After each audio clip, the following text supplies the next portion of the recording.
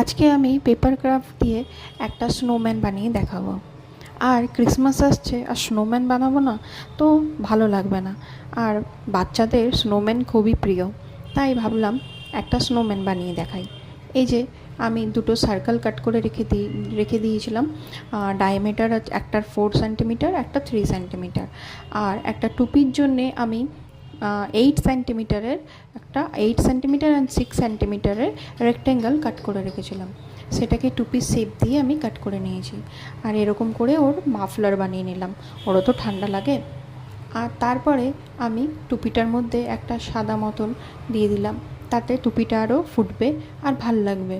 তারপরে ওর চোখ এঁকে নিয়েছি, মুখ এঁকে নিয়েছি, আর জামার বাটনও বানিয়ে দিয়েছি।